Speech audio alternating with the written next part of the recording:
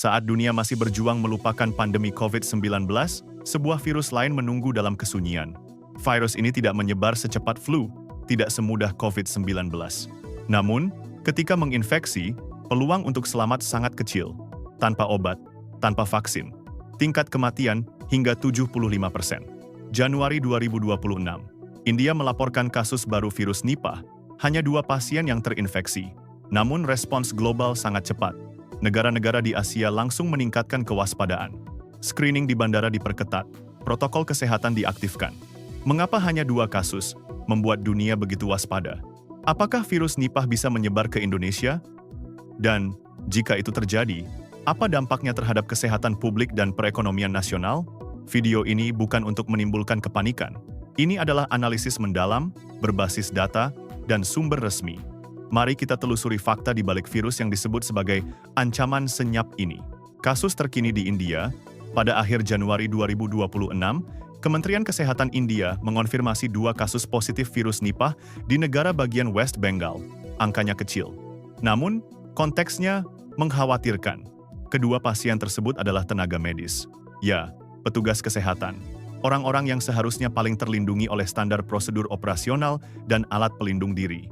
Fakta ini menimbulkan pertanyaan serius. Jika tenaga medis bisa terpapar, bagaimana dengan masyarakat umum? Pemerintah India langsung menerapkan respons agresif.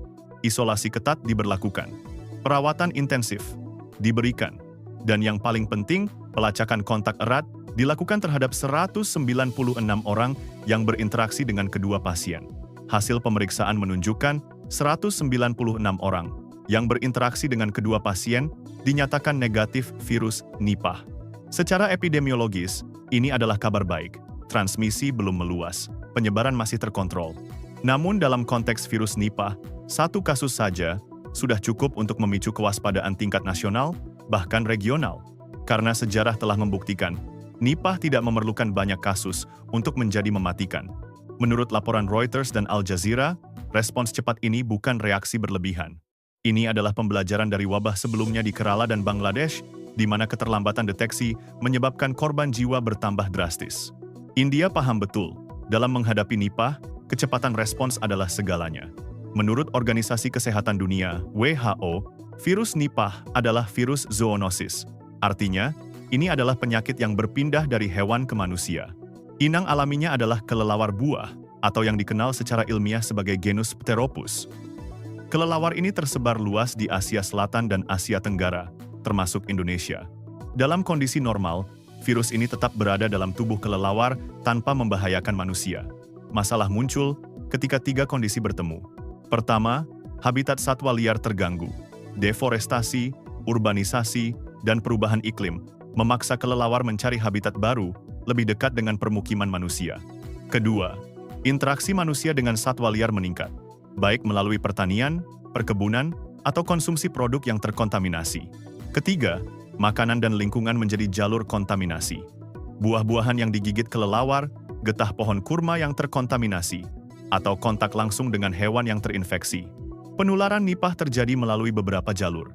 Konsumsi makanan atau minuman yang terkontaminasi air liur atau urin kelelawar, kontak langsung dengan hewan yang terinfeksi, seperti babi, dan yang paling berbahaya, penularan antar manusia, terutama di lingkungan rumah sakit. Yang membuat Nipah sangat berbahaya adalah sifatnya yang menipu. Gejala awal sangat ringan, mirip flu biasa. Demam, sakit kepala, nyeri otot.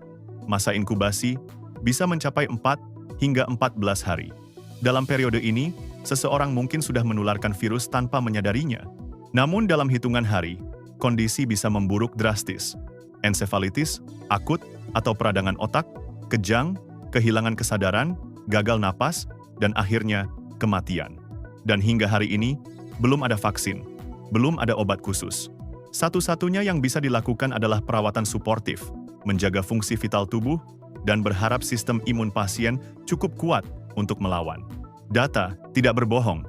Mari kita bicara angka, karena dalam epidemiologi, angka adalah bahasa yang paling jujur. WHO mencatat tingkat kematian virus Nipah berada di kisaran 40 hingga 75%. Ini bukan angka yang bisa diabaikan. Untuk konteks, tingkat kematian COVID-19 varian awal adalah sekitar 1 hingga 3% secara global. Nipah 20 hingga 70 kali lebih mematikan. Di Bangladesh, sejak 2001 hingga 2023, tercatat 341 kasus Nipah. Dari jumlah tersebut, 241 orang meninggal. Case fatality rate-nya mencapai lebih dari 70%. 7 dari 10 orang yang terinfeksi tidak selamat. Di India, sejak kemunculan pertama pada 2001, tercatat 102 kasus dengan 72 kematian. Angka ini menempatkan Nipah sebagai salah satu virus paling mematikan yang diketahui manusia. Berbeda dengan COVID-19 yang menyebar cepat tapi memiliki tingkat kematian relatif rendah, Nipah adalah kebalikannya. Menyebar pelan, tapi brutal dalam membunuh. Inilah mengapa WHO memasukkan Nipah ke dalam RD Blueprint. Daftar ini berisi patogen prioritas yang berpotensi memicu epidemi atau pandemi di masa depan. Nipah masuk dalam kategori yang sama dengan Ebola, SARS, MERS, dan virus Marburg. Dengan tingkat kematian setinggi itu, setiap kasus harus diperlakukan sebagai ancaman serius. Bukan hanya terhadap individu, tapi terhadap sistem kesehatan secara keseluruhan. Karena dalam menghadapi Nipah, tidak ada ruang untuk kesalahan. Virus Nipah pertama kali diidentifikasi pada 1998 di Malaysia, tepatnya di Kampung Sungai Nipah, sebuah desa kecil di negara bagian Negeri Sembilan. Dari sinilah nama Nipah berasal.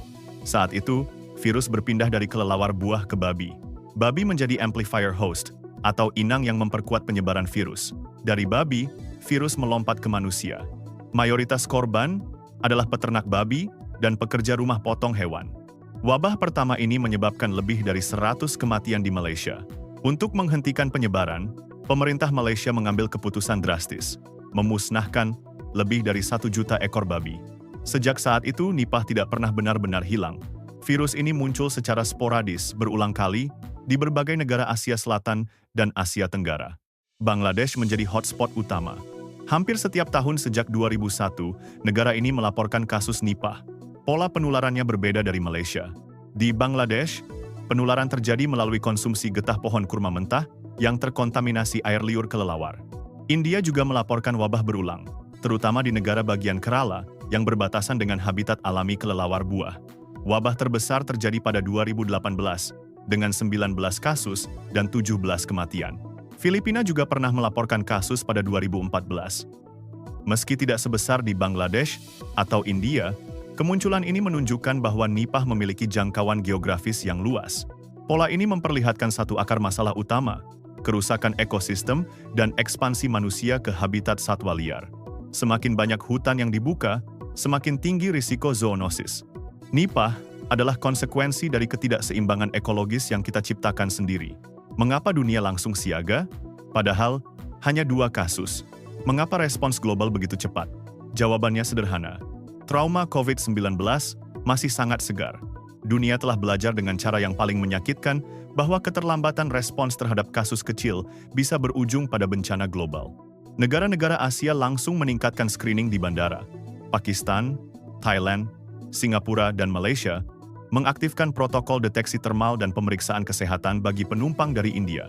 Ini bukan kepanikan, ini adalah refleksi dari prinsip kehati-hatian dalam kesehatan publik. Lebih baik bereaksi cepat terhadap ancaman kecil daripada terlambat menghadapi ancaman besar. WHO menegaskan dalam berbagai laporannya. Wabah besar seringkali berawal dari kegagalan menghentikan kasus kecil. Ebola di Afrika Barat pada 2014 dimulai dari 1 anak di Guinea. COVID-19 dimulai dari 1 pasar di Wuhan. Dalam konteks Nipah, kekhawatiran terbesar bukan pada penyebaran saat ini, melainkan pada potensi mutasi. Jika Nipah bermutasi dan menjadi lebih efisien dalam penularan antar manusia, dunia akan berhadapan dengan skenario yang jauh lebih mengerikan. Bayangkan, virus dengan tingkat kematian 70% yang bisa menyebar secepat COVID-19. Skenario ini bukan fiksi ilmiah. Ini adalah risiko nyata yang harus diantisipasi. Dan itulah mengapa respons cepat terhadap setiap kasus Nipah bukan reaksi berlebihan, tapi tindakan rasional berbasis bukti ilmiah. Dalam kesehatan publik global, kewaspadaan adalah bentuk tanggung jawab. Apakah Nipah bisa menyebar ke Indonesia? Pertanyaan yang paling sering muncul, apakah virus Nipah bisa menyebar ke Indonesia? Secara ilmiah, risiko selalu ada. Namun bukan berarti tak terkontrol. Indonesia memiliki beberapa faktor risiko. Pertama, populasi yang besar, lebih dari 270 juta jiwa, dengan kepadatan tinggi di kota-kota besar. Kedua, keanekaragaman satwa liar yang tinggi, termasuk kelelawar buah. Ketiga, mobilitas internasional yang tinggi, terutama dengan negara-negara Asia Selatan. Namun hingga kini, belum pernah ada kasus Nipah yang tercatat di Indonesia. Ini adalah kabar baik, tapi bukan alasan untuk lengah. Kementerian Kesehatan Indonesia telah menyiapkan protokol deteksi dini. Fasilitas PCR untuk mendeteksi virus Nipah sudah tersedia di beberapa laboratorium rujukan nasional. Sistem surveillance zoonosis juga terus diperkuat. Risiko terbesar bukan dari perjalanan biasa. Screening di bandara cukup efektif untuk mendeteksi kasus simptomatik. Risiko sesungguhnya adalah keterlambatan deteksi pada fase awal, ketika gejala masih ringan dan mirip flu biasa. Lemahnya pengawasan di daerah pinggiran hutan, perkebunan, dan area rural juga menjadi kerentanan. Karena disinilah interaksi manusia dengan satwa liar paling tinggi. WHO Indonesia dan Kemenkes RI terus melakukan koordinasi untuk memperkuat kapasitas deteksi dan respons cepat. Pelatihan tenaga kesehatan, penyediaan APD, dan edukasi masyarakat menjadi prioritas. Jadi, apakah Nipah bisa masuk ke Indonesia? Secara teori ya, tapi dengan sistem surveillance yang kuat dan respons cepat, risiko dapat diminimalkan. Kunci utamanya adalah kewaspadaan dan kesiapsiagaan, bukan kepanikan. Bagaimana cara mencegah virus Nipah? Karena belum ada vaksin dan belum ada obat khusus, pencegahan menjadi garis pertahanan utama. WHO merekomendasikan beberapa langkah praktis yang bisa dilakukan masyarakat. Pertama, hindari konsumsi makanan mentah yang berpotensi terkontaminasi, terutama buah-buahan yang jatuh di tanah atau menunjukkan bekas gigitan. Cuci bersih dan kupas buah sebelum dikonsumsi. Kedua, hindari konsumsi getah pohon mentah, terutama getah pohon kurma, di Bangladesh. Ini adalah jalur penularan utama. Jika ingin mengonsumsi, pastikan sudah dipanaskan atau dimasak. Ketiga, hindari kontak langsung dengan hewan sakit, terutama babi dan kelelawar. Jika bekerja di peternakan atau area dengan populasi satwa liar tinggi, gunakan alat pelindung diri. Keempat, bagi tenaga kesehatan, penggunaan APD yang ketat adalah wajib. Masker N95, sarung tangan, pelindung mata, dan gaun medis harus digunakan saat menangani pasien suspek atau konfirmasi Nipah. Kelima, cuci tangan dengan sabun dan air mengalir. Prinsip sederhana ini tetap menjadi salah satu metode pencegahan paling efektif untuk berbagai penyakit menular. Pencegahan mungkin terdengar sederhana, tapi dalam konteks Nipah, langkah-langkah ini bisa menyelamatkan nyawa. Karena ketika menghadapi virus tanpa obat, pencegahan adalah satu-satunya harapan. Apa dampak ekonomi jika Nipah mewabah? Ketika kesehatan menjadi ancaman ekonomi, dampak virus tidak hanya soal nyawa yang hilang, ada dimensi ekonomi yang sering diabaikan tapi sangat signifikan. Pengalaman global dari pandemi COVID-19 memberikan gambaran jelas. Ketika wabah terjadi, sektor pariwisata adalah yang pertama terpukul. Pembatalan penerbangan, penutupan hotel, dan penurunan kunjungan wisatawan bisa terjadi dalam hitungan minggu. Transportasi internasional terganggu. Negara-negara memberlakukan travel ban atau karantina ketat bagi pelancong dari zona wabah. Ini mempengaruhi perdagangan, logistik, dan rantai pasokan global. Pasar keuangan bereaksi negatif terhadap berita wabah. Indeks saham bisa turun drastis dalam satu hari. Investor menarik dana dari negara atau sektor yang dianggap berisiko tinggi. Biaya kesehatan melonjak. Rumah sakit harus menyediakan fasilitas isolasi khusus. APD dan peralatan medis harus diproduksi atau diimpor dalam jumlah besar. Anggaran kesehatan nasional bisa terbebani dalam waktu singkat. Yang menarik dari Nipah adalah virus ini mungkin tidak menyebar secepat COVID-19. Tapi ketakutan publik bisa menyebar jauh lebih cepat dari virus itu sendiri.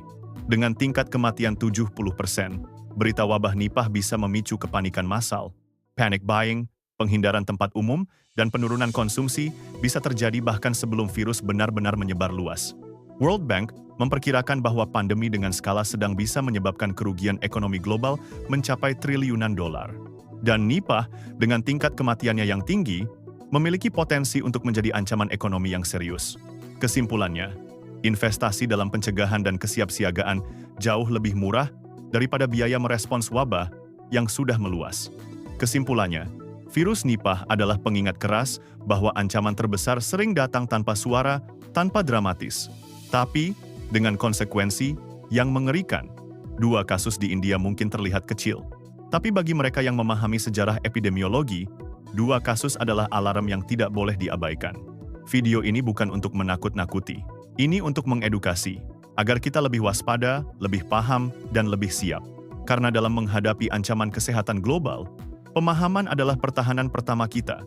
Jika Anda menghargai konten seperti ini, analisis mendalam, berbasis data, tanpa sensasi, tanpa hoax, silahkan subscribe channel ini. Aktifkan notifikasi agar Anda tidak melewatkan analisis penting lainnya tentang kesehatan global, sains, dan isu-isu yang mempengaruhi kehidupan kita semua. Next Rom. Sampai jumpa di pembahasan berikutnya, hanya di Next Rom.